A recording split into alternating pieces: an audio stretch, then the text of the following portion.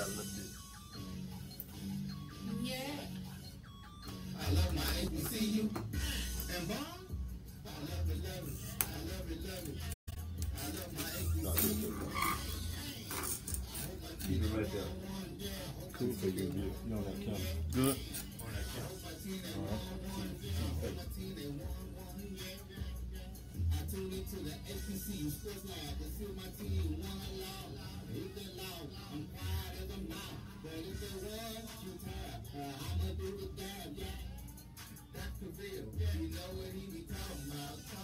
Charles. They know what they be talking about. They can press the analytic data with the hip hop. If you know them like I know them, they gon' tell you if your team, if they want a law, and move off. So listen to Professor, yes sir. And pay attention, cause he gon' teach a lesson. And you gon' learn today, how your team they play, how they play, boy, you gon' learn today. Coach, how old is your child now? Which one? How old? Which one? The oldest. I got 4. You got 4? How old is the oldest? 18. How old is 19. How old is the younger one? 10 months. And one in between? 11 and 2. 2. You got a 2. 19, 11, 2. Yeah, I'm gonna have something for the 2-year-old. You got a 2-year-old. Okay. 2-year-old girl. Okay, 2-year-old girl. Okay. Yeah, the boy's 10 months. Okay. Congratulations. Thank you. So I welcome last week. Oh, congratulations again. Oh, wow. Nah, it's fun. Oh, yeah. Let me know when you're ready. All right.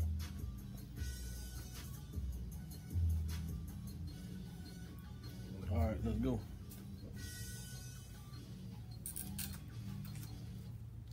This is Dr. Cavil with Inside the HBCU Sports Lab with Mike Washington, Charles Bishop. We have sent Mike Washington away. And sitting in his stead is Coach Willie Simmons. So, Mike, don't get too comfortable. We'll find a way to bring him back. I know he got the big money now. We didn't let him get away. Let the fish get away. I didn't even brought it in the hat. I was going to stomp on it, but I like FAMU. I ain't going to. I don't want no trouble. Coach, actually, it's good to have you in here. Glad you took the big time out of the schedule. And really, truly for me, I thought it would be a great opportunity. You've done really strong things for Prairie View in terms of getting us back in the position where I think we are 1 or 2 steps away from championship. I believe Ashley Robinson is committed to the Prairie View family, and I think he's going to do his due diligence to make sure that we get a really solid coach. So with that, I wanted to kind of give you a platform as we are about HBCU sports. It gives us an opportunity to kind of talk about your experience here at Prairie View, obviously what's looking forward to at FAMU, and just general, just give a little chance to give you a chance to say thank you to the fans, because I know you said you wanted to do that. So I thought it was a appropriate and best way to do that in regards to that, as well as to your student athletes in terms of that, giving you additional platform to do that. So we're going to integrate you into the show. We still have a couple more call-ins we'll do in the mix of that, but you'll see us transition in and out and get a chance. We might have some stuff that comes up here, and we'll try to vet those questions, get them out, and give you a chance to do that. But as we do at this time, already, Tabby jumped in here. He did the opening music for the show. Lawrence McCall, as we call it. Some of them back at home call him Tabathon. I like to pick on it as he knows about it. But appreciate you, Tabby, for doing the music. We're going to have to come to you and get another update as we start to move into next season. So start doing your thing and getting your music together so we can bring you back and so we can surprise the people with the new intro, as we're going to go with the new logo. Pretty soon we're doing some reshaping as we are adding on to this year as we're ready to do that. So I am officially, as we said, welcome. And thanks for joining us, the only weekly sports talk radio show that is dedicated to exploring the sporting HBCU diaspora with its unique cultural identity. And that's the HBCU cultural identity, as we like to say, including the teams, the bands, coaches, athletic directors, presidents, commissioners, classics, homecoming events, and even executive directors. Yes, we've been able to cover a little bit of all those that are involved with HBCU sports. As well as the sport management business practices in the competitive sports industry, the show seeks to provide an innovative, progressive, and informative dialogue about the week's HBCU sporting events, issues, and ideas from a fan's perspective. Obviously, we look at the Southwestern Athletic Conference, better known as the SWAC, the Mid-Eastern Athletic Conference, better known as the MEAC of the NCAA Division I. You see it right here. Coach, man, I don't understand. Southern Intercollegiate Athletic Conference, SIAC. Don't be laughing over the charge. You still ain't going to be whipping on no panel. Oh, no, he Y'all- mad. We played Jackson State this year. I'll be mad at me again. Yeah, look out here. Hey. Central Intercollegiate Athletic Association, CIAA. You can run, but you can't hide. I know, right? Of the NCAA Division II, Gulf Coast Athletic Conference, GCAC of the NAIA independent programs. And you know I like to throw this out here since they so proud. Hampton University of the Big South. The Big South. Tennessee State of the OVC. Yes. Langston, previously of the Central State Football League, they're moving over along with Texas College as a football-only member of the Sooner Athletic Conference. So a lot of changes, good, bad, and different. People probably have different feelings, but a lot going on, and we're here to cover to get that. Before we get into some banning, what's going on, tell us a little bit about HBCU News of the Week. Sure thing. Coaching carousel hot and heavy today. Dr. Alvin Parker named head coach of Virginia Union. He'll be taking over Proud Virginia Union Panther program. So you got Dr. Alvin Parker. I got a little rabbit in my hat. Might have a surprise for you at near the end of the show. Breaking news this afternoon, Vincent Danzy named head football coach at Mississippi Valley State University. Vincent Danzy, of course, former defense coordinator, former Jackson State football Young player. cat, 33, years swag, old. going young. Yes, indeed, going young. And then It's been working out so far, so we'll see. So far, so good. And then Morgan State, they released their head coach, Fred Farrier. I think that's the Celebration Bowl is ratcheting up, in Yes, my it is. opinion, the desire for presidents and ADs for HBCU programs to look at closely about the programs. I wonder how much of that was influenced as the MEAC meets in Atlanta every year in terms of that. And probably a lot of talking banner, they decided to go in a different direction. Obviously, never like to see a coach lose his job, but I think it's important to understand, you know, the direction as we all talking about football and just how it's already serious. But man, that's intriguing, the timing of that. Right, the timing of it was a bit interesting. And then Jackson State, in the news today, offensive coordinator Hal Mumme. He'll be coming to Jackson Air Raid. State, the godfather of the Air Raid. Has it passing by? You said Godfather. That's old. Listen. Everybody else going young. Listen, Jackson State go old. We go high, they go low. We go new. They say Godfather of the Air Raid, but listen, I know I was watching No Access and 4 and 5 Wise at Mississippi Valley in the early 80s, so Yeah, they rebranded it the Air Raid, but okay. Archie Cooley. Yeah, exactly. There Sound you like go. Express. Get that little history in there, both of y'all. Like that. Anything else? That's enough. That's a lot going on. Yes, it We is. can get into basketball, but that's the coaching carousel is hot and heavy right now, and we still have jobs open at, of course, Prairie View, UAPB, and Alabama A&M. Should be interesting. With the Alabama A&M, they had 3 finalists. The Henderson coach, but it's my understanding that he took an extension and staying at Henderson for 5 years.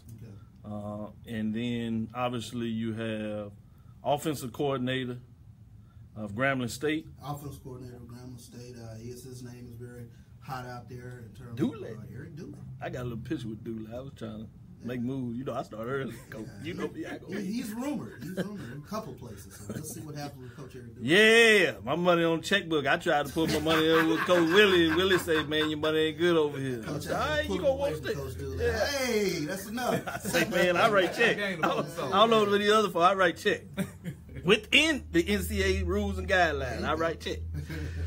But that was interesting. So he looks like he's probably going to be a lead candidate in both the Prairie View A&M University job and also Pine Bluff, all seriousness. And then you have the defensive coordinator at Alcorn State. So those were the 3 finalists for the Pine Bluff job. So that looks like it's winding down. Prairie View's doing this thing. So that should be interesting there. Let me make sure they give you some camera time as you giving over there with Jackson State. Peek I didn't want around the everybody to get microphones there. We'll get you in there. So with that, let's go, Coach Willie Simmons. Go ahead and open us up a little bit. Just go into it. Let's start talking about Prairie View. Last 3 years. Talk about their relationship, your time there. How did you feel about everything? Well, the funny thing is, it seems like yesterday I was in the studio. Actually, as you said that, you know, on Facebook they do your reminders. Yeah. And so it came up. So Wow. Coach Willie Simmons, and I was like, man, that's 3 years ago already. Yeah. So you're right. 3 years Time ago. flies. Yeah, and here I just accepted the job here, and it was really That was a exciting. great interview. Yeah, really excited about the opportunity, and again, it's been a great 3-year run. I have no complaints. A lot of times when these type of situations happen, people ask the question, are you running from something or running to something? And so I wanted everyone to know in Pantherland that I wasn't running from anything. It was a great experience here. I enjoyed every single moment of my time here on the Hill, and had a great 3-year run. You know, was able to do something that's only been done once in 50 years, which is have 3 straight winning seasons. And you know, proud of that.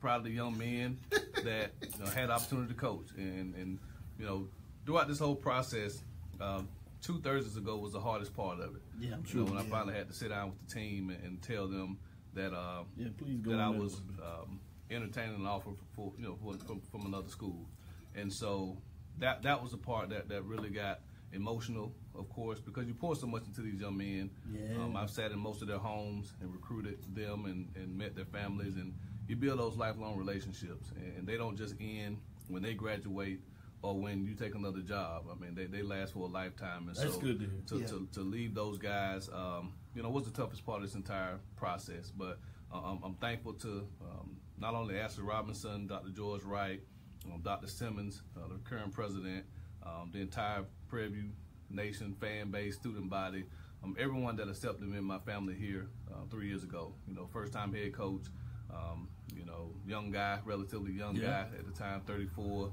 and you know, they put a lot of faith in me, and hopefully I was able to do some things that make Prairie View fans proud. Of course, didn't get to bring a championship home, which we definitely wanted to do, but we think we built the foundation, and I firmly believe that someone will come in here next year and reap the benefits of what we've been able to do over the last 3 years. So just want to say thank you to everyone throughout this 3-year process. The love that we've received, just the support that we received, again, is we don't take for granted. And you know, when I took the job, I said there's only one job in the entire country at this level that I would even consider leaving Prairie View for, and ironically that was FAMU, just simply because of my familiarity with the program. Of course, I grew up 20 minutes from that campus. My wife is a 2-time graduate, you know, soon to be a 3rd. Our son is a freshman there now, freshman class president. Oh, wow. 7, Congratulations. Yeah, 7 of my 6 of my aunts and uncles attended there. My mom, the oldest, was the first to graduate from Florida A&M. Most of the people I know that are successful in life, you know, graduate from Florida A&M. So just the opportunity to go back there and to coach at a program with such rich history and tradition, to walk the same halls as a Jay Gaither, a Rudy Hubbard, you know, a Billy Joe. To me, it was just too much to turn down. And so, you know, it was a once-in-a-lifetime opportunity for me, and just felt like, you know, 3rd time was a charm. And so just excited about the opportunity. Hate to leave Texas. But again, I'm sure we'll cross paths again. If things work out the way I think they will, we might see each other in Atlanta next year, hopefully. So, but again, just honored. That's what I'm talking about. Yeah. Honored to be on the And show. I'm going to be pulling for you to that game. I know you will. Yeah. But Even against Mighty Jackson. definitely honored to be on the show, to be able to kind of, again, have some dialogue and answer some questions. I know there are a lot of questions out there, but again, just the job that you guys do of highlighting HBCU sports. Again, I definitely have a great amount of respect for the job that you guys do every week, and that's why I wanted to come here and be on the show as opposed to calling in, because I thought I owed you guys that much with everything that you've done, not only for me, but for all HBCUs over my 3-year time here. Certainly, and we appreciate that, you coming in and doing that in terms of jumping on the show like that. Like I said, we got the hat. I got the checkbook. I know contracts have been signed, but I'm just saying,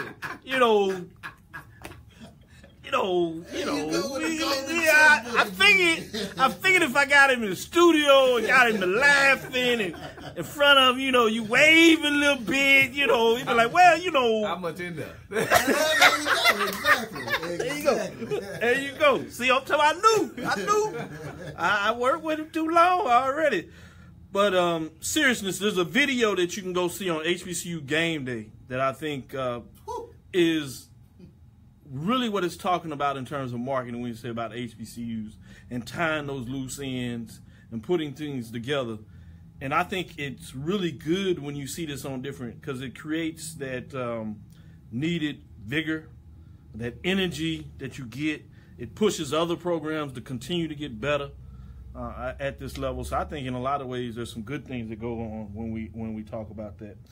And if you had a chance and you listened to the first live interview we had about that, you knew that there was a huge part of your family when you were making the tie about HBCUs. And so as a lot of people are asking questions, you know, it's easy for me to go back, not only with the relationship we've kind of developed after that, but just going back to that moment. And you're talking about Quincy, talking about how literally we tease, we laugh about the NCAA creating a rule in terms of you not getting your year. Instead of the Citadel, you would have been at the FAMU then. Obviously, you were up for a finalist at that time. We were able to pull the trigger faster, so I thought we were doing a lot of good things in terms of that, which I think is important to understand that, and which hopefully allowed FAMU to understand the urgency of taking the next step if they want to get back to where they need to get back to, because it's a proud program. Let me be frank with you. You know, I went down there on purpose when Texas Southern went to FAMU to be a part and emerge in that history, where I actually got the hat, and people know that when I go around, people give me hats and things of that nature.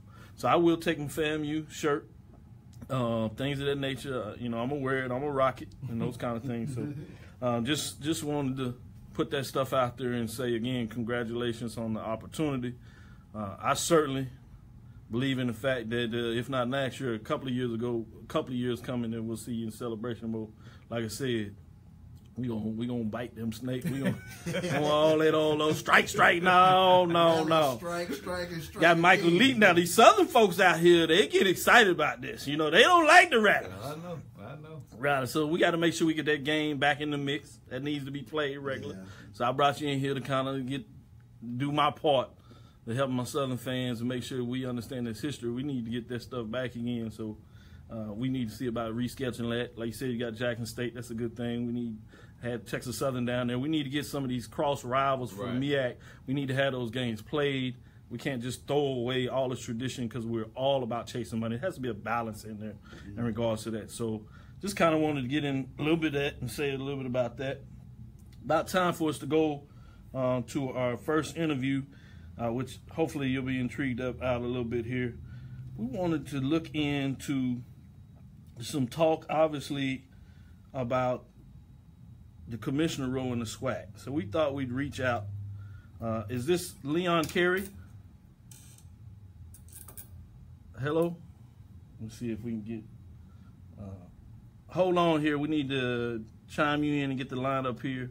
So with that, Charles Bishop, he followed up with some questions with Willie as I try to... Well, I wanted to ask you, Coach, you know, of course, you guys made news today with bringing in Billy Roll and Coach Ice Harris coming in, Tim Harris.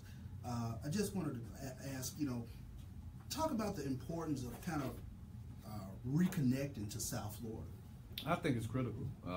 You know, you're talking about probably the hotbed in the country as far as high school recruiting. And Billy Rose, the only coach in the state in the history of the state of Florida to win 3 state championships with 3 different programs.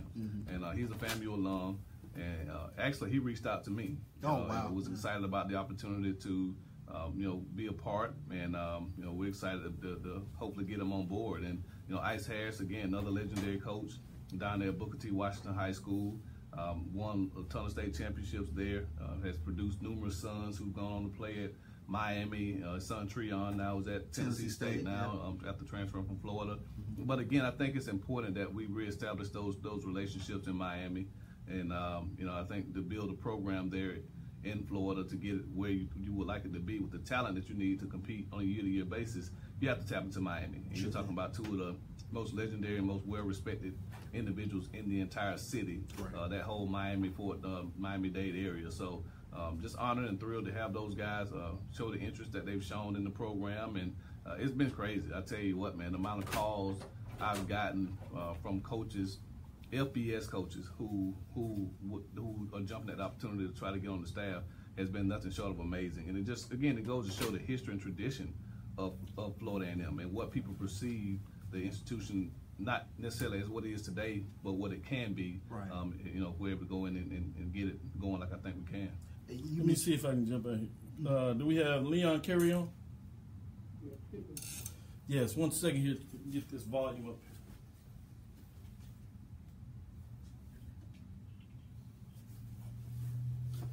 I want to jump in here as we was talking about. There's some questions out here in regards to SWAC commissioner, what role is that, and we thought it would be a great opportunity to talk to former commissioner of the CIAA, who's had a lot of measurable success in his experience. So I wanted to get up in here and ask some questions to you. But before we do that, I wanted to pay homage a little bit to your background. BS Business Administration, Norfolk State University, 1972. Honored with the NAACP Leadership Award, Who's Who of Business Executives in 1995, all the way 2000, 2001, Who's Business Leaders in 1996, 97, to kind of go through some of your accolades there. Also, in regards to career accomplishments, secured more than $1.7 million in scholarship funds via corporate sponsorships over a 3-year period, cultivated positive earned media exposure at no cost to the conference that has generated more than $10 million overall media exposure through television, radio, and print media initiatives during that time. A lot of accolades to name there.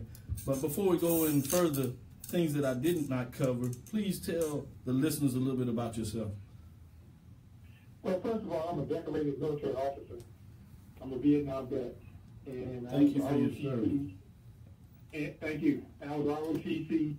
And, you know, you say shoot my bang bang, but what I learned from all is management of people and accomplishing your objective.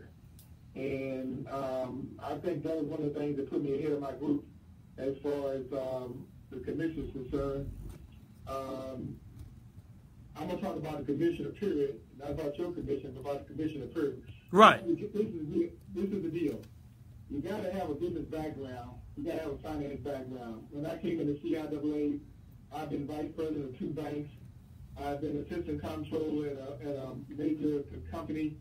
And so I came in with a finance background. Did I play sports? Absolutely, okay? Was sports the guiding line to get me there? Absolutely not. When I came into CIAA, there was financial troubles and financial woes. And I came in part-time, believe it or not, to help them out. They asked me to help my part-time. They paid me $10,000. I took it away from my daughter to go to college. And I took the job, and they asked me to take it full-time as a business manager, not as a commissioner, as a business manager. And so I started with the business side of it and finding money they didn't have, trying to make deals on the side for the conference. And my hands were kind of tied because the previous commissioner didn't want me to do that. He just wanted me to count the numbers and count the money. Well, he retired, and the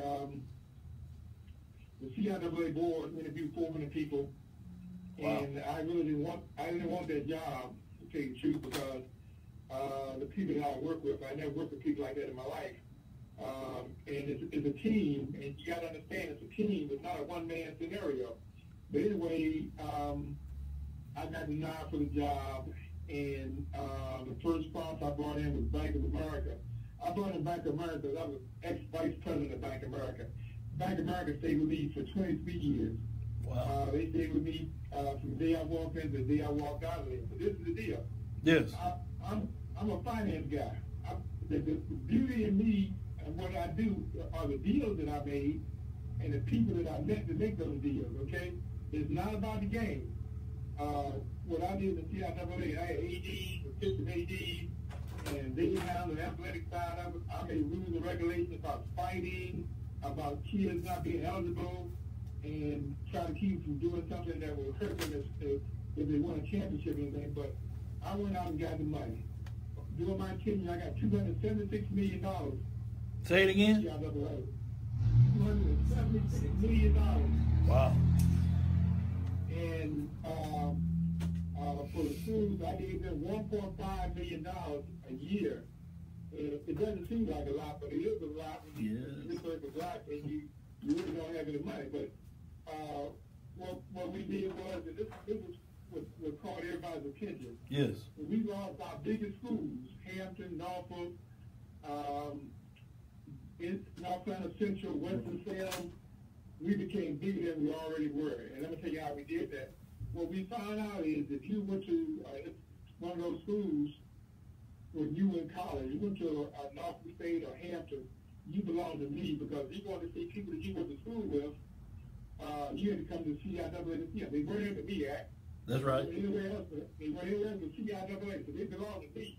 How long it would take to build a facility like that, I don't know. The CIAA is over 100 years old, so I'm telling you that we recognize that we had a market there. We had a market there for people who graduated from CIAA, yes, whose schools left CIAA, whose kids went to school with CIAA, and for people who want to have fun and enjoy basketball. And those are our full markets. And what I did was I hired a marketing company to market CIAA. You can't be successful anymore if you don't market what you have. You have to get it out in the world and let everybody know what you got and market that's what you got to do. You got to market. Market was the saving grace of CIAA. And as I brought more sponsors, and one night I was sitting looking at watching the ACC. Right. ACC had a bank, they had a Ford Motor Company, they had a grocery store, they had a major insurance company, and I went out and got the same sponsor, not their sponsor, but I put the program CIAA in similar circumstances. We went out and got Ford Motor Company. It took me 11 years to get Ford Motor Company. It took me 12 years to get Nationwide Insurance Company. Wow. I mean, right. But listen, you can't give it up, man. And that's the deal. When you go to a sponsor, he said, "Well, I can't do it now. Right. I don't want to talk to you. I don't want to talk to you now." It doesn't mean never. Okay. It doesn't mean never. It means come back, and that's what you got to remember. I like that. You got to come back and stay in front of them. They looked at me and they saw Coca-Cola, Bank of America, and Food Line, and what they were looking at, they said, "Wow, why are these major companies with this historical black college? What's going on?" And what I did was I measured the dreams of the athletes, with the athletes that are coming in. The first African American ever played in the NBA from the CIAA. Yes. So we use that as an example. But there were two things that I did: academic success, scholarships for the kids, internships for the kids, and jobs. So every program I won, I asked for $300,000. TV, internships, jobs, and championships. I asked for a 3-year contract with a 25% increase. That's $1 million. Okay? So I had 8 guys doing that for me, $1 million over the 3-year period of time. So I like that track record. Yes, indeed. Well, listen, man. I'll tell you, everybody has something. God gave everybody something special to do. The problem is you got to find out what it is to do, okay? I agree. I sold flower seeds at 6 years old for 15 cents. I got to keep a nickel, okay? That's right. There you go.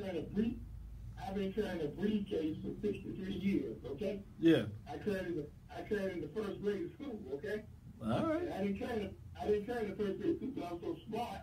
I carried it because I didn't want my paperwork to get wet, okay?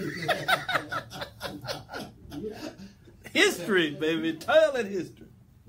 Yeah, but the deal of it is, I still carry a briefcase. Okay, I carry a briefcase in high school, junior high school. And man, I should have kept my briefcase. I had one. Yeah, I know. They call me a geek. And I had all my paperwork in it. And, for example, you go to a meeting, and you start talking about sponsor. Yes. And you say, well, let me go back and see you something. I didn't have to go back. And I had mine in my briefcase. I put it up. I had it in my mind. You see what I'm saying? Yes. I still carry a briefcase for the things that I do right now. So what I'm saying is I've been selling since I was 6 years old. And I took my sister's bicycle apart and sold it, but she wasn't riding, okay? Miss Kerry, let me follow up. I want to dig a little deeper in that finance component because I think extremely important. I happen to be a professor of sport management program here at Texas Southern University. Okay. And I continue to tell my students to understand when we look at sports, as they come in, they think ESPN. And I said, no, we're talking about the business side of this. If you're not intrigued about business, I'm not sure if you really want to continue with this major. So I think as you touched on that tipping point of the finance, I want to kind of home in on that. And then I'm going to let Charles follow up with a question. Please tell us why, and you illuminated in a lot of ways when you gave the financial components of it. But if we can go down a little bit, because we have our listeners and some of our viewers thinking about different frameworks of marketing the Celebration Bowl or marketing the SWAC championship game, so forth and so. But why finance? What is the important component of having leaderships? I would suggest not only at the commissioner's level, but probably athletic director as well. Why is it so important to have people that understand finance? Not just money, but finance. Listen, you've got to have a plan, and you got to have a program. You got to have be the market that's plan. If you don't know the numbers, you came off that plan. Say that one more time. I want to make sure they heard that and understand it, because I believe in what you just said. Yes. If you don't know the numbers, you came off that plan. Dr. Thomas and I were friends, and we were after the same sponsor. He asked for $30,000, I asked for $300,000. I got to $300,000. He didn't get the $30,000 because people looking at what you asking for, and they run their own numbers. If you can't do it for $30,000, they're not gonna give it to you. $300,000 might be overwhelming. They said, well, at least I know he can accomplish that vision. He can advertise what we want to do. So let's go with the $300,000. So, you know, you gotta ask for money that's real and that can accomplish the mission from the company that you're giving it from. Okay, they want best in seats. They want to market different things to the people. Best in seats is the number one thing. I looked at Celebration Bowl last week. It was a great event, great stadium, no best in seats. Okay. ESPN is putting a lot of money, millions of dollars out for that game. Yes. You got to put best in seats. I Came had a in $2 million database of 100,000 people and didn't have 18,000 seats. Okay, so I didn't have a problem selling my seats because after the tournament was over, I'm selling next year in March. I get to keep that money and make interest on that money and live on that money and pay bills. The thing that I'm so proud of is that I was commissioned for 23 years. I raised all the money, paid the bills, and left $1 million. Okay. Wow. So 501(c)(3), that's what you do. You raise money, you give some back to the school. I gave the school $1.5 million back, and you keep money for working capital, and you keep it moving every year. Okay. Yes. And you get an audit. I've been audited 24 times in 23 years because it's important that you have an audit because people don't audit the records. Got it. And when you don't audit, people feel that people misapply. And if you don't get it audited, you know, I left with an audit of $1 million, and I still got a paperwork right there. So if they can go out and blow that money if they want to, but they can't say security and need the money. And but that's very important. Listen, when I took that job, there were people who went in hotel rooms and tried to get a petition to get me out of there, okay? Because they wanted somebody else in there. But listen, the money is the savior. All these historical black colleges have money problems. The reason they have money problems is because the president or whoever, they don't hire the right people. They don't hire people who understand money and understand finances. They don't hire people who go out and get money. And they can use that as an excuse why they don't have money. Right. So it's important. Nobody cares when you score 30 touchdowns in 1970 if you can't raise money. The academic world has changed. The athletic world has changed. Years ago, you could be an AD if you were a great athlete. Today, don't nobody care whether you're a great athlete. If you can't read regulations, raise money, and talk to alumni. Okay? Preach. Go ahead, Charles. Ask a follow-up question. Thank you. I wanted to ask. Yeah. No, that's real. I wanted people to hear it. Yes, indeed. I wanted to ask about this CIAA basketball tournament. You were commissioner for 23 years, and I just wanted to ask, what are you most proud of with this tournament in terms of the way it's branded and it's grown to where it is today? Well, I'm proud of a lot of things. You know, we were the first one to sign an ESPN deal in black college sports, okay? Mm-hmm. Not SWAC, not MEAC, it was CIAA, okay? You know, a short story, I went to New York. Every year I went to New York to talk to the sponsors and see if we could do better this year. I ran into every magazine and one of the VPs, and I went to argue with him about not putting something in there about black college sports. Well, we became friends, and as long as Papa lived, we were in the every magazine just before the tournament, okay? And every sponsor bought an ad, we got to pay for every ad they bought, okay? So we went after sponsors who were putting ads in magazines. So that went towards the market. What I'm proud of is we're the third largest tournament in the country. My ticket sales are $2.6 million. I had sponsors kicking in $8 million. And it was a black conference. I'm proud of the way we marketed. I'm proud of the kids who went through their finish. I'm proud of the kids who played.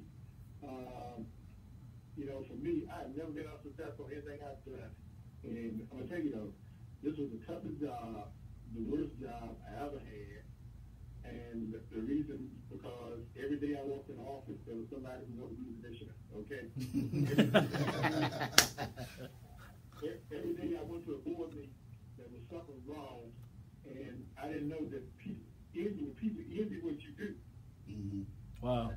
It's not good for you, okay? So, but I'm proud to have been successful, to provide jobs for kids, internships for kids. Listen, every sponsor we brought in nationwide, Toyota, Ford Motor Company, Bank of America, Food Line, provide jobs for our kids, internships, and Food Line in particular.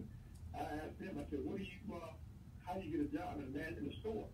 And they said, well, you got to work here for 5 years, then go to produce for 10 years. And I said, oh, absolutely not. I'm not going to school and do that. I said, you got to come over to the program where the kids can touch this. And we had 20 kids become managers, so we had 10 become assistant managers, okay? So what you got, this is the difference. This is the problem with HBCUs. You got to get them out in corporate America so they can see how it runs, okay?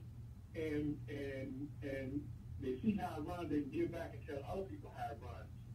And but see, I grew up when everything was black. I went to black high school, played black football. I knew I was going to a black school, but there wasn't no opportunity. Then you look on TV, you think Notre Dame was black because all the black players were. You know, you think different things.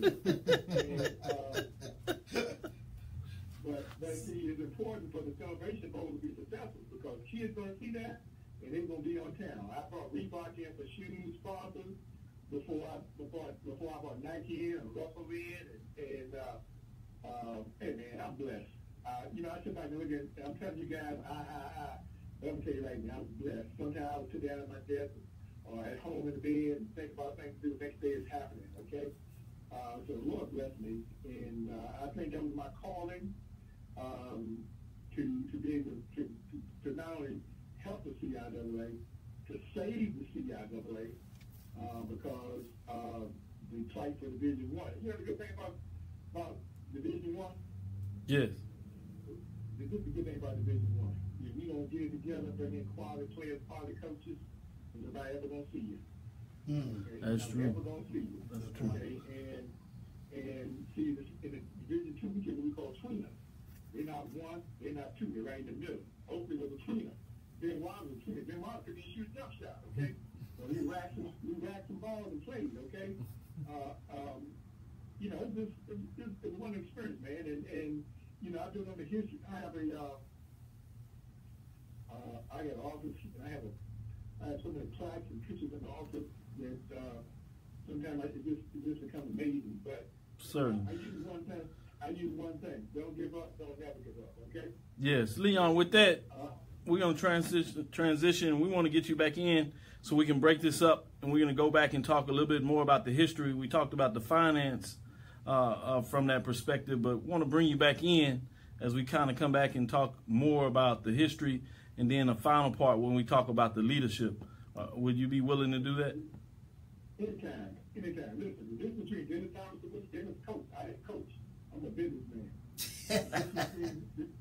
This is between your commission and you attorney. I'm a businessman, okay? Got it. I'm gonna tell you something. I know the numbers. I can sell, and the thing that drove me crazy was the people I met and the money I made, because my salary was based on production, okay? And when I first started off, they said, "Well, we'll give you $500 raise," and I said, "Oh, absolutely not." And I said, "I want 10% of everything I bring in." And that's a businessman. Uh-huh. Oh yeah. I'll give you $50. You take $500 for your salary. You will get $40 every paycheck or something, you know. So, I thought business. I put down rules for kids who are fighting, academic success for those kids. I had an assistant that we had a program that was the educational side, the sports side, and TV side, internships for those kids, and some of my kids now cameramen with major companies, and I just feel sensitive. I touch a lot of kids. Every time I see somebody, talking about CIAA, they think you're good.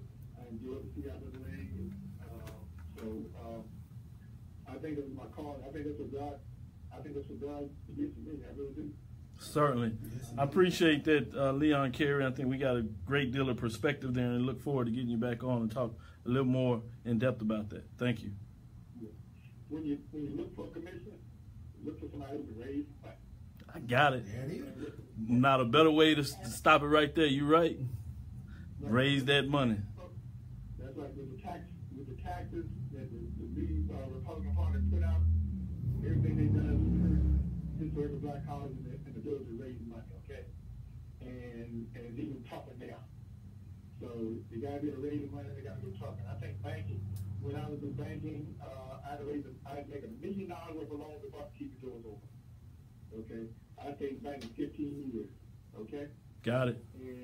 And I got there. I was the first minority in the bank, but I got there because of the minority. You don't stay 15 years because unless you know what you're doing. Certainly. That's exactly right. Well, we thank you for your time, and like I said, we'll get you back on to go a little more deeper into that framework as well. Thank you. Yeah, look, I'm on SoundCloud Radio. Okay, go ahead. Yeah, go ahead and tell them where they can catch you. On SoundCloud Radio, Sports Inside Out, and I'm talking about historical black colleges, the problems that we have, and why we have the problems. And it's the same thing we talk about for the colleges. It's the inability to raise money, inability to control money, and say it one more time. The SoundCloud station. SoundCloud Sports Inside Out on SoundCloud Radio. Thank you. Also on Radio. So I'm always talking about this black college. Repeat that. I talk about the good things about it and the bad things about it. Repeat it one more time, both SoundCloud and iHeart. What is the name of it again? One more time. Okay, SoundCloud Radio, iHeart Radio. It's called Sports Inside and Out. Got it. Sports Inside and Out. We'll be sure to tune in on and make sure we pub that out there. I'm glad you got that in. Yeah, and you can go back and look at all the shows I've done. Certainly. It's archived there as well. You're right. Actually, but listen, the money is what we need. We need togetherness. We need to get the money and be able to handle it. And there's nothing going to save the historical black colleges except for the ability to raise money, handle money, okay? Because we need it. You know, there are 4 things you make money on. Student fees, you got the Pell Grant, you got grant, and you got corporate America. You're not in corporate America. Nope. Not even close. And you look at it, one of the problems I had is you got to have TV lights to do a game, a basketball game, okay? Because it looks yellow if you don't have TV lights. People want to be on TV, don't have TV lights. You take a game, you put it on TV, that people sponsors don't want to do that anymore because it makes them look like they poor because it's poor. Right. Yeah, absolutely. Thank Thank you. Thank you.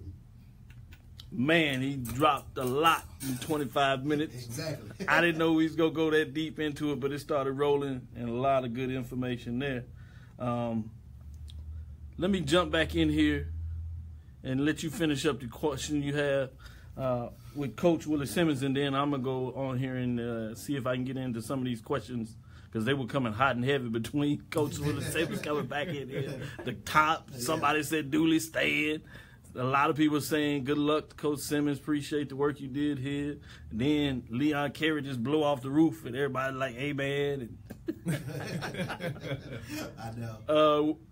So go ahead. Yeah, Coach, I wanted to kind of talk a little bit about the history of the FAMU program and how important is it to marry current history to Coach Gaither, Coach Joe, Coach Hubbard. The video was dynamic, and just talk about bringing, I guess, students up to speed on this tremendous football history of Florida A&M. Well, you know, there's an old saying that to know where you're going, you got to know where you come from. Mm-hmm. You know, and you know, Florida A&M is one of the most historic HBCUs in America. Mm-hmm. You know, again, they're the only HBCU to ever win FCS, which back then was 1AA, won the very first one in 1978 with Coach Rudy Hubbard. And you know, again, I think they're third behind Tennessee State and Grambling as far as National Black College Championships. And so the amount of players that have come through there, again, it's second to none. And to be able to witness that growing up, you know, that was the one thing about it. You know, when I was a young boy, when I first started playing football back in Quincy, Florida, you know, at the age of 8, I didn't know anything about Florida State. You know, I didn't know anything about Miami or University of Florida or any of those other, you know, FBS programs. I knew about Florida A&M, right. You know, because my god brother was a player for Ken Riley, you know, at the time, and you know, again, guys that dated my sisters, you know, they went on to play football over there. So everyone I knew played at Florida A&M, and so my first experiences with college football was Florida A&M.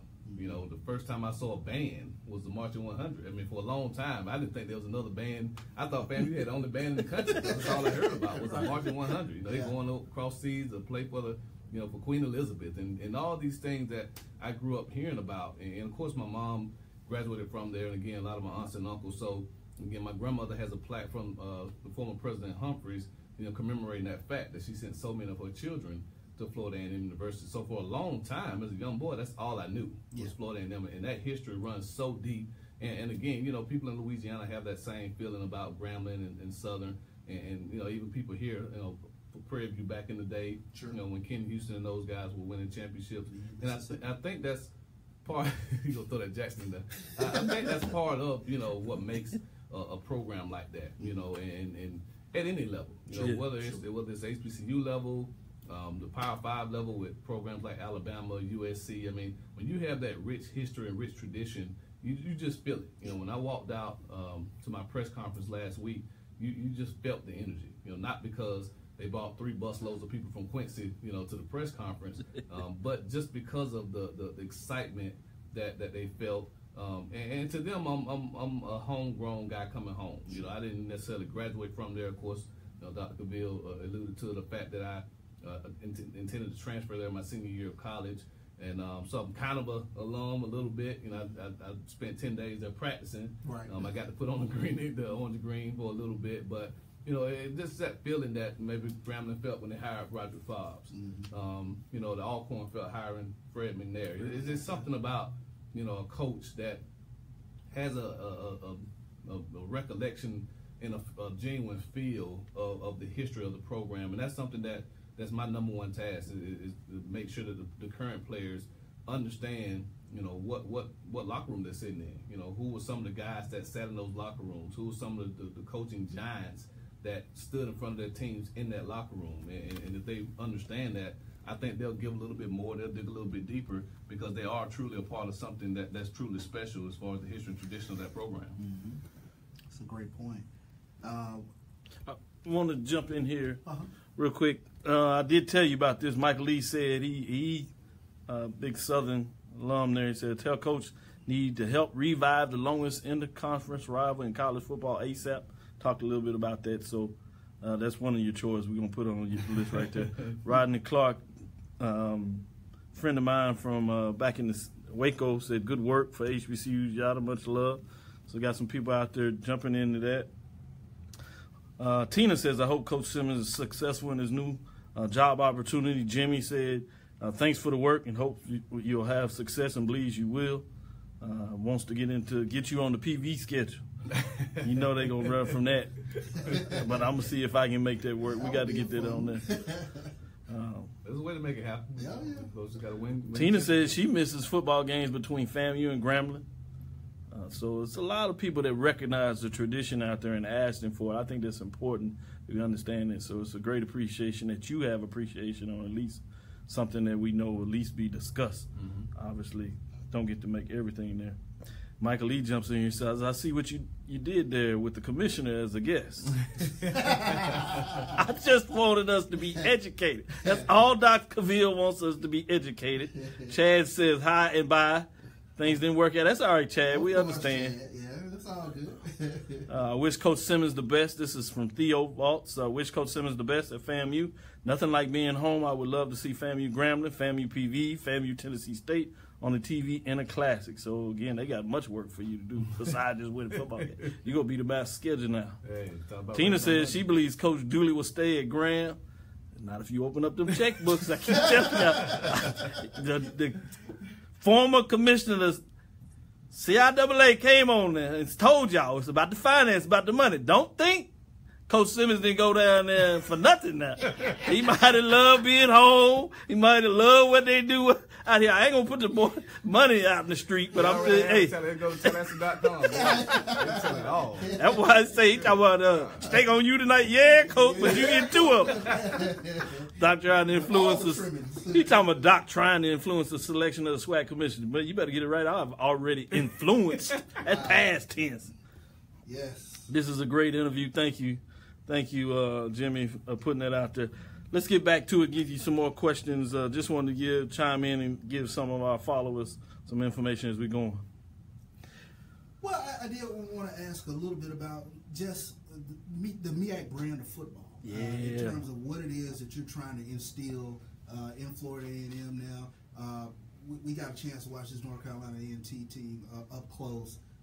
Their front seven really is impressive. tremendously impressive. Just what is it that you're trying to bring in terms of bringing to the Florida A&M program? Well, the one thing I do know about the MEAC is that they're a league that prides themselves on playing phenomenal defense and running the football.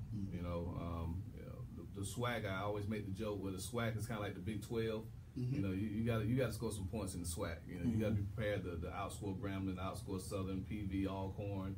Alabama State when they were rolling. I mean Jackson State when this is high Hal Muhammad to score points, and there was no other reason that they high Hal Muhammad other than to score some points. So they understand that in this league in the SWAC, you got to be able to move the football and score points. Whereas in the MEAC, I think the size of the guys are a little bit bigger.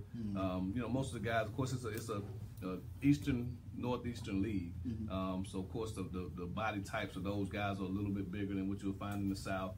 Generally, what the type of student athletes that schools in this region can recruit, and so you definitely got to be able to run the ball and stop the run. But I think with our brand of offense that we'll bring there, hopefully it'll be something that they're not used to seeing. I think Mike London had a lot of success at Howard because he was able to bring in a spread offense with Kalen Newton, Cam Newton's younger brother, and kind of took the lead by storm. So hopefully with our brand of offense, with what we do. We'll be able to move the ball, score points, and again, be able to get the student athletes in there that we need to be able to also play good defense, sound defense, because there's going to be a lot of close games in that league, I anticipate. And until we get a full year of recruiting where we can get, those Florida athletes that I grew up knowing about into the program, that we're gonna have to be ready to play some fourth quarter games. And that was the one thing I kept hearing about the teams, that they lost a lot of games in the fourth quarter last year. Yeah. And so we definitely want to go in and infuse our philosophy about finishing. That's one of my F's, of course. And but again, it's a league that I'm very excited to be able to go back into.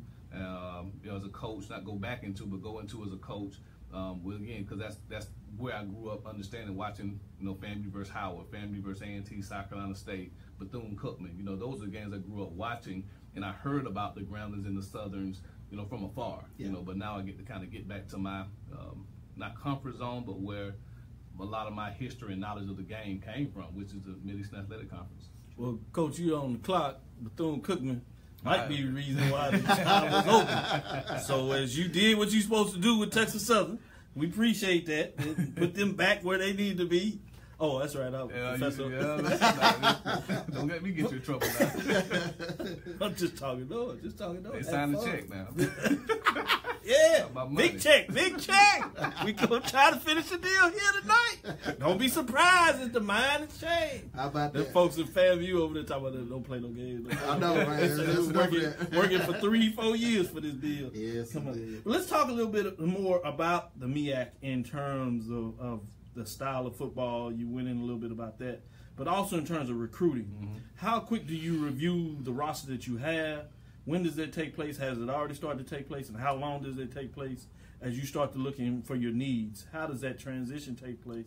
And the second part of that, in terms of coaching, how do you go about coming over? Because I'm sure some people want to come, some of them you want to come, some of them you got to find a way to be nice and be like, I don't want you to come. Well, that's the one challenge about changing jobs, at any level, whether it's the HBCU level or, again, Willie Taggart, who I guess we're on the city with 2 Willies as head coaches down in Tallahassee, but, I have to do the same thing. So the first thing you try to do, you try to evaluate the roster as much as you can as far as the scholarship numbers that you have. I think you got to be careful of looking at necessarily what guys did before. I think that was one thing we did a really good job of when I took the Prairie View job.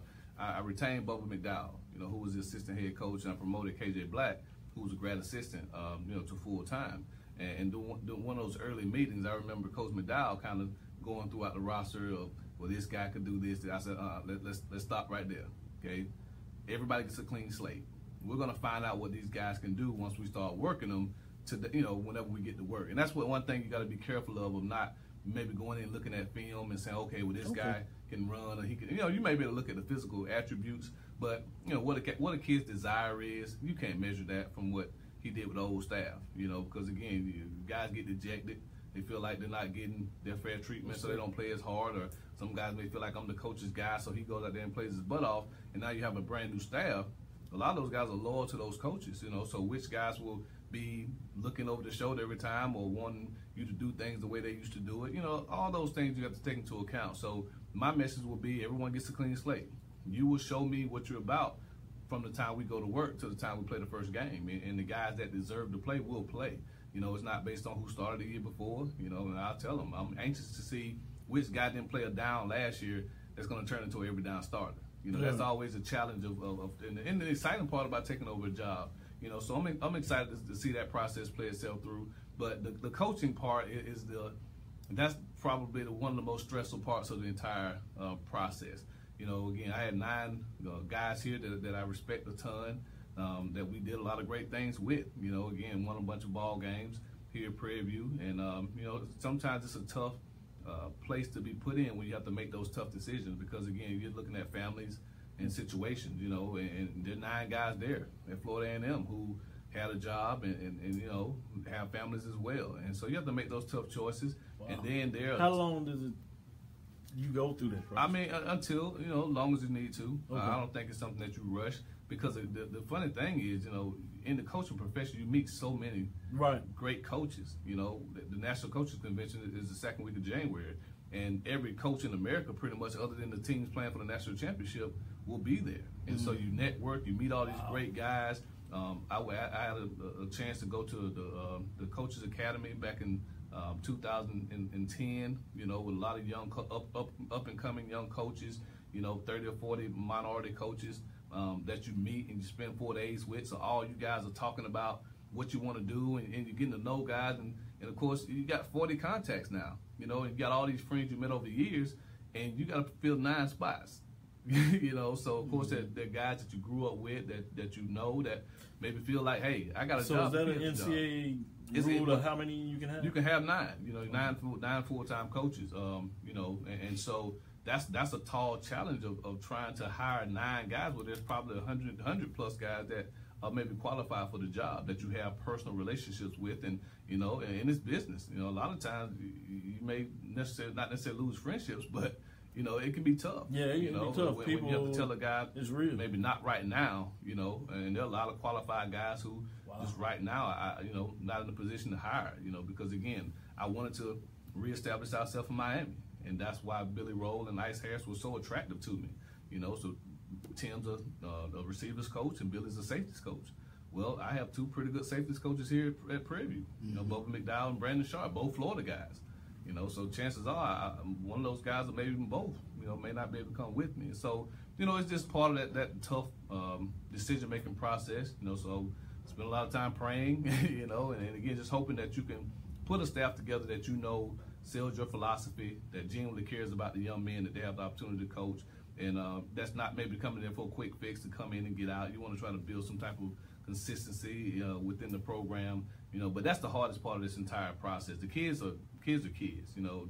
A lot of them, like I said, they'll rebound, they're resilient. But you know, putting this coaching staff together, because it's not just the coach; it's ultimately their families, which extends the difficulty of it. Because I'm sure, have grown relationships with those as I've got a chance to travel.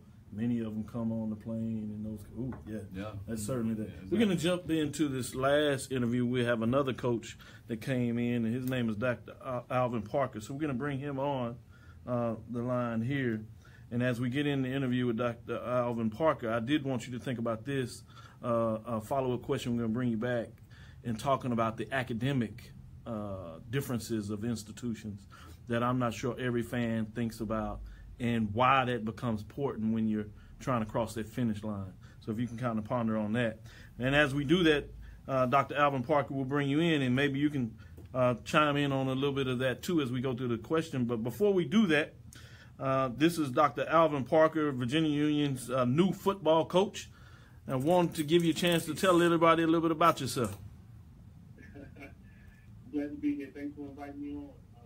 We appreciate having you. A little bit about me, I've been doing this for 19 years. I started at Virginia Union. Did about 5 years at Virginia Union as an assistant. Left Virginia Union and did about 12 years at Elizabeth City. And following Elizabeth City, I did the past 2 years at St. Augustine's University in Raleigh. So that's kind of been my track, 19 years, 3 schools. Worked with some great guys, you know, with Coach Bailey while at Virginia Union, and I worked for Coach Tiller while at Elizabeth City, and then I worked for Coach Chambers while at St. Augustine's. Hello, Coach? Yeah, I'm still here. Okay. Just wanted to also let people know we have Coach Willie Simmons, who in a lot of ways is going back home, but you're a former Panther player, offensive coordinator who was part of the Summer Union's most successful programs, and people may not worry about that. And then some of your accolades: MVP 1996 and 1998, holds the Gold Bowl record for longest touchdowns. So you were talented during your years. I see you, Coach. Can you still move those legs and running back there? Look, my son don't think I can. I think I can. I love it. Yeah, we got to show him out. 2000, 2001, 2003 title game appearances as you got it done. And then one of the things I like a lot there, and we got a chance to briefly talk about, is that you have that tag on it, that DR, that doctor. It's just something about having that doctor tag.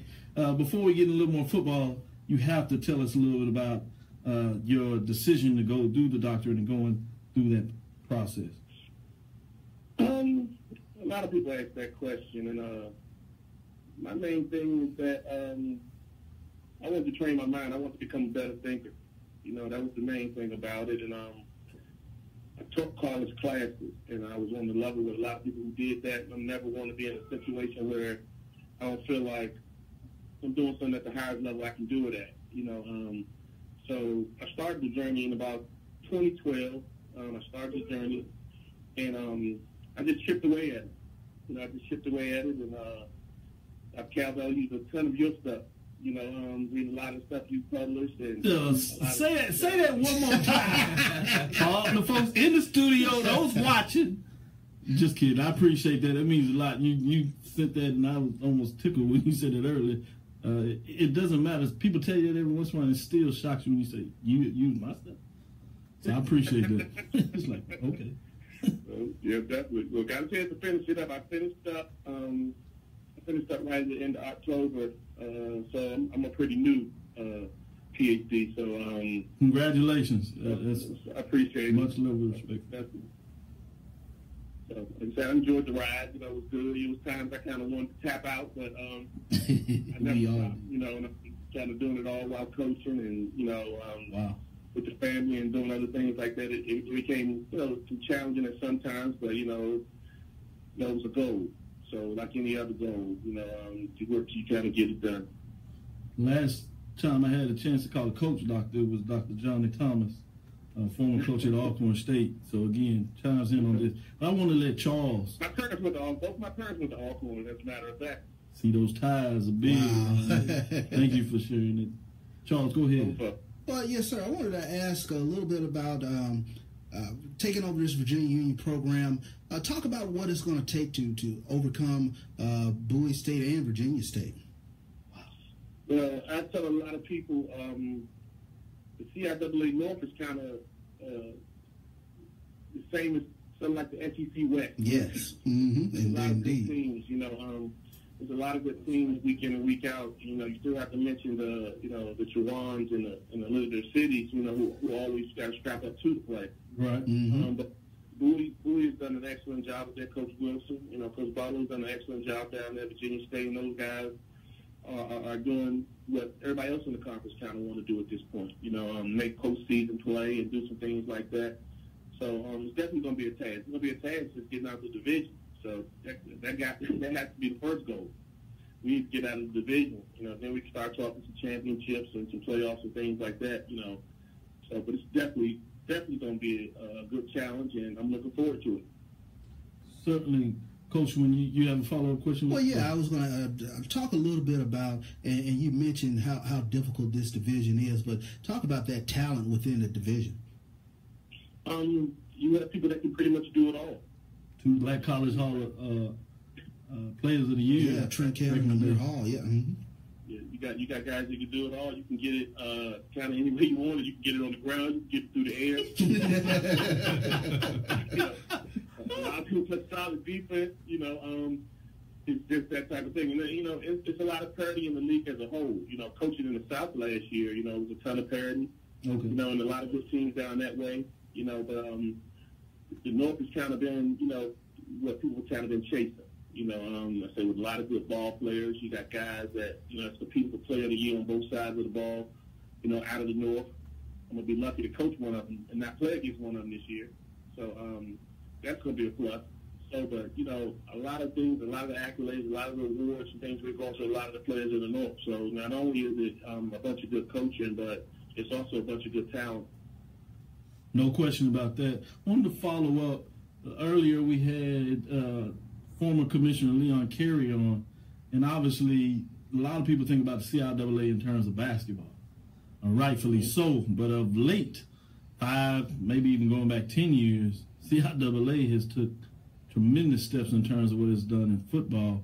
In a lot of ways, it's probably has branded itself more in football of late. What are your thoughts on that? And can you give us a little insight? What was the transition like? What part of that did you see when you started saying, hey, we need to be reckoned with in terms of football? See, when I came to Virginia Union, we had Bill Wallace and all those guys playing basketball. So, you know, if they didn't win by 20, people left the gym mad. You know, so that tells you anything in terms of how basketball was. You know, man, it was always national championship talk. You know, no matter what. You know, you go, you come into the gymnasium at Union, Barbara Stevens, and you look around, you see banners everywhere. It pretty much ran out of room for banners. You know, so I think the precedent was set to contend at a national level. I think as of late, we've done that from a football standpoint. Before, I thought maybe football wanted to compete at a conference level, and then maybe later on at a regional level. But when Winston-Salem did some things like a couple years back, you know, it opened up a lot of people's eyes to let us know that we can compete on a national level. So, you know, I think something like that kind of sparked it. You know, at Elizabeth City, we had a couple good runs where we made some playoff runs, and, you know, those games kind of showed us where we're trying to be, you know, where we need to be, you know, and it's something that kind of trickled down throughout the conference. So, you know, Right now we're getting about 2 teams a year in the playoffs. I think we can get that up to about 3 somehow. Okay. We can give ourselves a better chance to compete as long as they don't stack us against one another. But I think, that should be the aim and that should be the goal, to get more teams in the playoffs. I think, the teams that got in the playoffs this year would definitely work. They definitely represent the conference well all season. Having 2 teams that, in the top 25 pretty much the entire season, gave us a lot of notes, as a conference. We had a lot of other teams that competed well, but the biggest thing that we're going to have to do from a conference standpoint is make sure when we go to play those out-of-conference teams and those out-of-conference games that we're handling our business at that point. Certainly, I agree with that. And the conference of late has played more of those non-conference games and has had some level of success in those conference games, as I've seen earlier, including playing against the SIAC, which for the longest in terms of at least Division II, if not more, was known in football. But you all have held your own against them and in a lot of ways surpassed them, at least kind of some head-to-head. With that, I wanted to go in a little bit more about the recruiting concept on that. Talk a little bit about that recruiting in the area of Virginia that people may not realize down in this area of Texas. I guess the difference with, Texas or any other state, I've been recruiting a lot of North Carolina because I worked at 2 North Carolina schools prior. Okay. But it's kind of a log jam a lot of times when you go to places like that because there's so many schools that play ball on your level. Yeah. But in Virginia, it's only 3 Division II schools. It's Virginia Union, Virginia State, and University of Virginia Wise. Okay. So it's a lot of kids to kind of go around in this, that Richmond area, that Tidewater area, that Central Region area, that Northern Virginia area. All those areas are so rich in talent that, I've got so many calls and so many recruiting hits and things like that that, it's going to be a lot of good kids we probably can't even take because it's just enough to go around. So a lot of times also, of course our base is going to be in Virginia, and things like that. We, are lucky enough that we can kind of go anywhere in the nation and find talent. So, a lot of areas that have been good to us, even when I played there, some traditional areas that have been good to us, like the D.C. area, like New Jersey, like Detroit, like South Carolina. Florida's always been, an area that, Virginia Union is dominated. So, we're going to keep those pipelines there. We got Coach Willie Simmons, the new coach of Florida A&M University, FAMU, for most people. He said he's easy there. He's trying to build a fence over there. I was going to tell you to come on down here to Texas. We got plenty of, but I don't want to get beat up by the next coach. Need to be careful about showing love to everybody. No. But certainly want to give you a chance to say anything to your fans, alums out there. We thank you for coming in. Have a contact for you now, so we'll get you in more often as you continue to push the envelope up there at Virginia Union University. I want to say again, congratulations, Coach. I definitely appreciate it. And just to all the people out there at Panther Nation, come out and support and come out and hope you enjoy the product that we put on the field. We're going to be working hard, tirelessly, and it's going to be something good for Panther Nation. Certainly. Thank you for your time, Coach, and we look forward to getting you back on regular. And any news that you want to get out there to the people, you're welcome to break it right here. Also, awesome. Appreciate it. Saint, that's easy for me to say. Go Panthers. Go Panthers, I know. Go Virginia Union Panthers. Thank you, Coach. Take care. Thank you, guys. With that, Coach had a question and get a chance to ponder on it, and I'll restate it for those that might have missed over it. Really wanted to go in more talking about how you build a successful program. Obviously about getting good college athletes, as I like to state, in the program, getting good coaches, good fan support, the financial components, both from a university standpoint as well as alums and fans coming in. We talked a little bit about the corporate dollar, the need for that type of support. But talk about the uniqueness that many people overlook in the academic framework of how challenging that may be and important that is in terms of understanding when you're building a program. What does it do with the coach when they need to look at that? I think it's probably the most,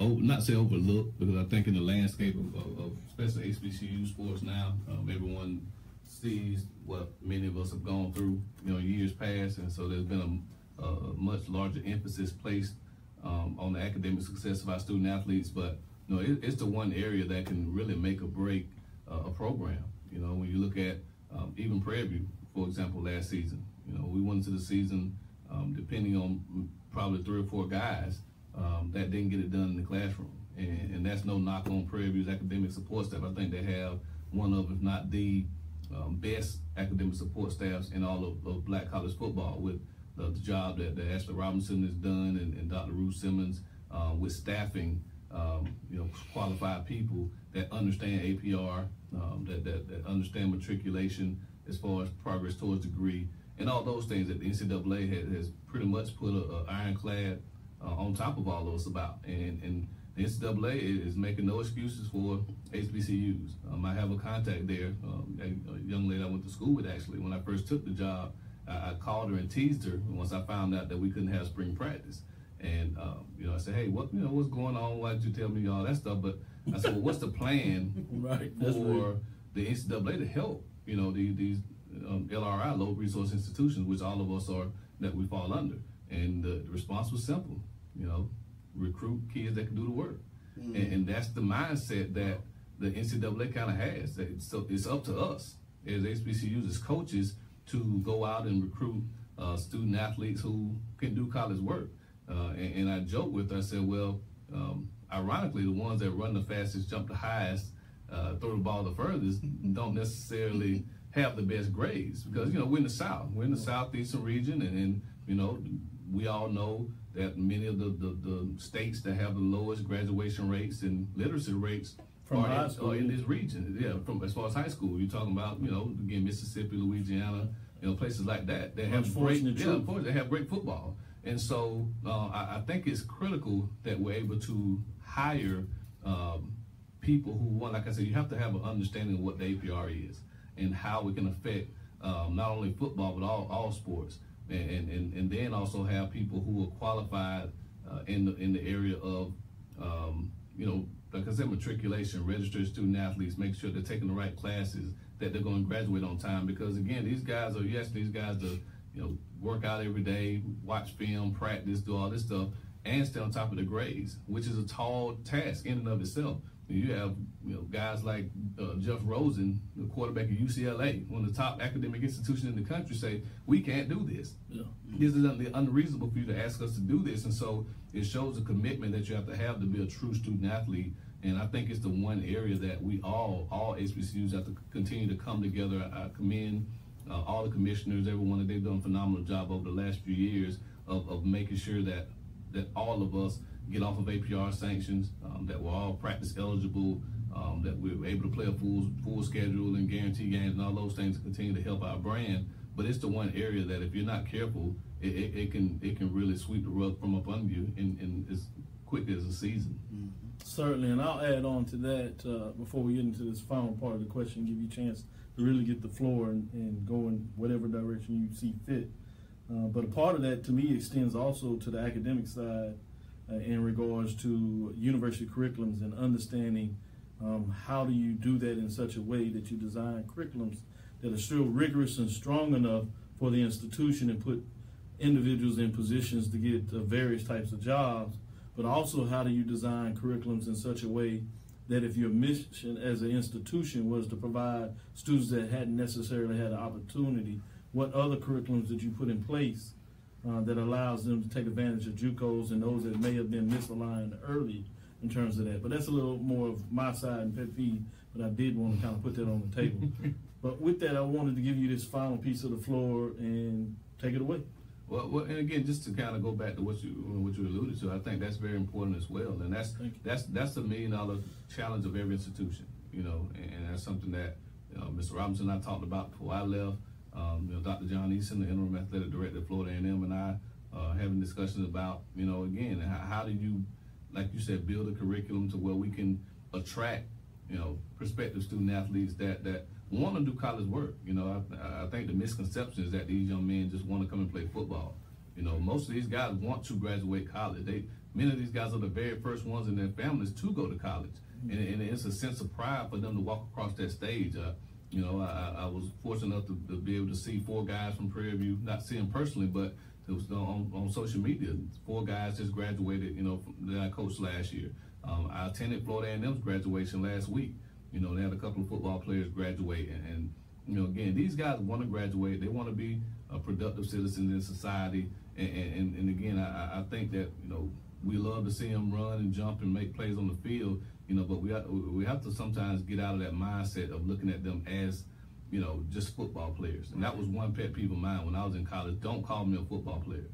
I play football. That's just what I choose to do with my time. I'm not a football player because you label me as that. That's all you see me as. Right. You see that graduating in 2 years. Go ahead, Cole. I'll put that out there.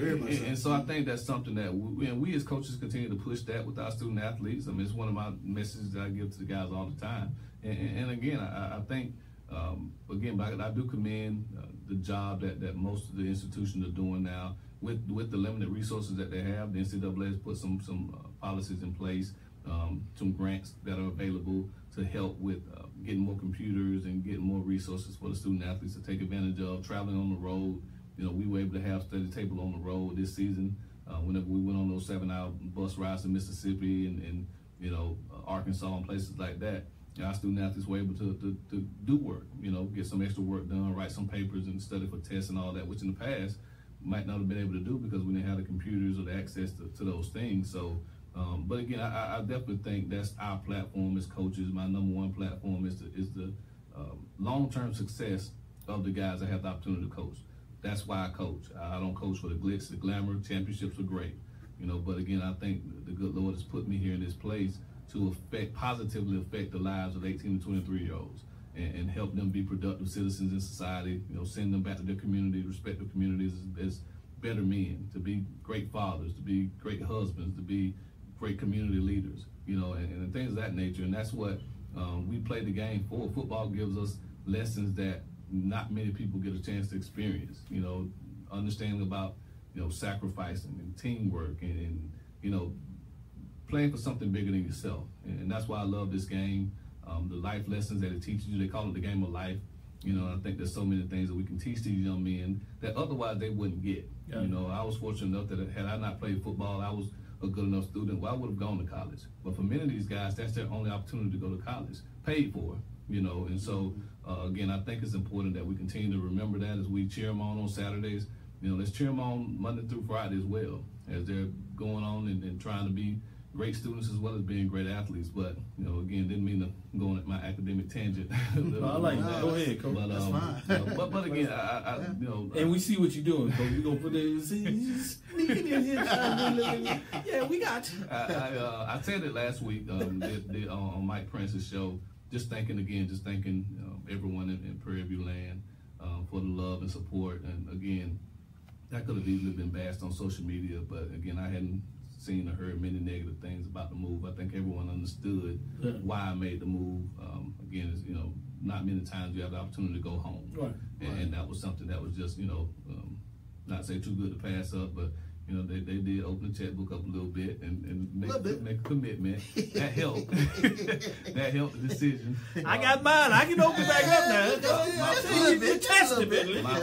My wife does. Calling me out. My wife does like nice things. Yeah. Kudos to her. I and make sure you tell her congratulations to her, and we appreciate all that she's done for the program. We certainly understand and respect. Of course. From a family's perspective, the decision. Great first lady. Great first lady. No question. I like that picture you all took with the colors on from the background. Mm-hmm. Now, I went to the MEAC Media Day the last 2 years, and I was going to take a year off. But now that you've made this decision, I will make this promise to you. I'll find a way to get back up this year to see you do your thing the first year in the MEAC moving forward. So, again, we want to reach out and say thank you. You made a commitment to us to come on every Tuesday throughout the season, and whenever we needed you, you were there. And so we appreciate that you did that through your whole time here. So in a lot of ways, we're still going to find a way to open it up, give you a chance to have that platform if it works out for you while you're at FAMU. So we appreciate it here now. So with that, we're up on it. I just wanted to say thanks for those that coming in. Hope you got something out of the show today. Ruffin snuck in here and talked about what about the academic practical research to get the numbers and put them together. That's what I do. Pay the consultant. I told you I was scared over and over. Just because of coaches, you want to pull a checkbook out, but you don't put no checkbook out on me. So we'll get into this and go through that. And thank you all. Got in here, didn't get a chance to shout you out as much as we did. We had a full schedule. But I am Dr. Kenyatta Cavil, the sports professor with Mike Washington and Charles Bishop. Sitting in for Mike Washington today was Coach Willie Simmons coming into the studio. So we want to personally thank him for that. Started, say, Prairie View A&M football coach, but the Florida A&M University Rattlers football coach. Go Rattlers. Go Rattlers. We want to thank you for listening to Dr. Ville's Inside the HBCU Sports Lab radio show with Mike Washington, Charles Bishop, every Tuesday right here, 5:45 to 7:15, right here on KCUH TV 92.9 FM HD2. The Vein, we're pumping your system in the historic KCUH studio in Houston, Texas. www.kcuh-tv.com. Follow me, Dr. Kenyatta Cavil, on Twitter, Facebook, and Instagram, DrKenyattacavil. As we say, dream big, continue to move forward. We will talk with you soon. Course lecture dismissed.